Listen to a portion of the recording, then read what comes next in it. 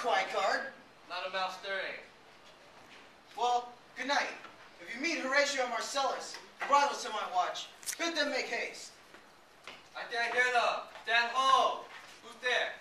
Fence this ground. And leads me to the Dane. Give you good night. O farewell, honest soldier, who hath relieved you? Bernardo has no place. Give you good night. Hola, Bernardo. Say what? Is Horatio there? A piece of him. Welcome, Horatio. Welcome, good Marcellus. What, has this thing appeared again tonight? I have seen nothing. Well, Horatio here says 'tis but our fantasy, and will not let belief take hold of him. Touching this dreaded sight, twice seen of us, therefore I have entreated him along with us to watch the minutes of the night. That again, this apparition come, he may approve our eyes and speak to it. Tush, tush, it will not appear. Sit down a while and let us once again assail your ears that are so fortified against our story, what we have 2 nights seen. Well, sit we down and let us hear Bernardo speak of this. Last night of all, when yon same star was westward of the pole, had made his course to illume that part of heaven, where now it burns Marcellus and myself, the bell beating 1. Peace, break thee off, for it comes again. And the same figure like the king that's dead. Thou art a scholar, speak to it, Horatio. Looks he not like the king? Mark it, Horatio. Most like it. It heralds me with fear and wonder. It will be spoke to. Speak to it, Horatio. What art thou, that usurps this time of night, together with its fair and warlike form, in which the majesty of buried Denmark did sometimes march? By heaven, I charge thee, speak! It is offended. See, it stalks away. Speak, speak, I charge thee, speak! 'Tis gone and will not answer. How now, Horatio? You tremble and look pale. Is this something not more than fantasy? What do you think of? Before my God, I might not disbelieve without the sensible and true avouch of mine own eyes. Is it not like the king? As thou art to thyself.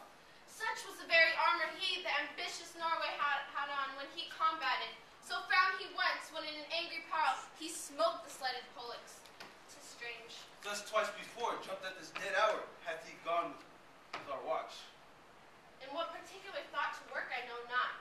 But in this gross and scope of mine opinion, this bodes some strange eruption to the state. Good now, sit down, and tell me, he that knows why the same strict and most observant watch so nightly toils the subject of the land, why such daily cast of brazen cannon and foreign mart for implements of war, why such impressive shipwrecks, whose sore task does not divide the Sunday from the week, what sweaty haste doth make the night labor of the day, who is that can inform me? That cannot. At least the whisper goes so. Our last king, whose image even now appears to us, was, as you know, by foreign cross of Norway, thereto pricked on by a most emulate pride, dared to the combat, in which our valiant Hamlet did slay the Sportbrock, who by a sealed compact, well ratified by law and heraldry, did forfeit with his life all those his lands which he stood seized of to the conqueror, in which a moiety competent was gauged by our king. Had he been vanquisher, as by the same calmer and carriage as his fell to the article Hamlet. Now young Fortinbras, of unimproved metal, hot and full, hath in the sports of Norway here and there, sharked up a list of lawless resolutes for food and diet to some enterprise, that hath a stomach in it, which is no other as a dock unto our state, but which to recover those foresaid lands so by his father lost. And this, I take it, is the main motive of our preparation, the chief head in this post-haste rummage of our land.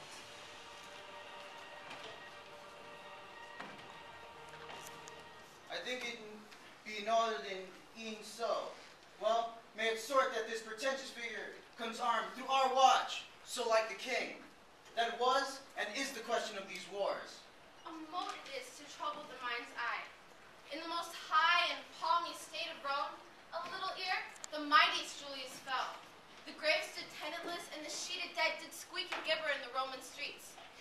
As stars with trains of fire and dews of blood, disaster in the sun. And as harbingers proceeding, still the fates had prolonged to the omen.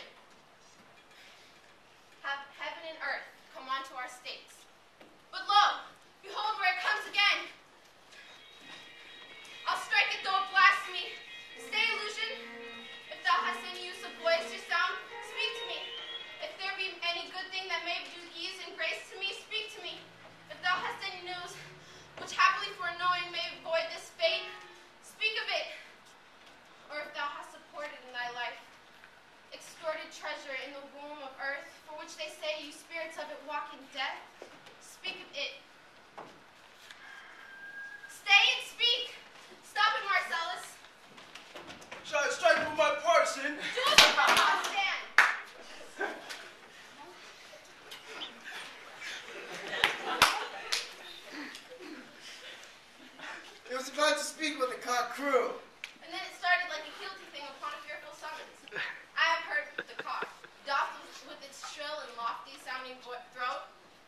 good day, and with it, the extravagant and erring spirit hies to his confine.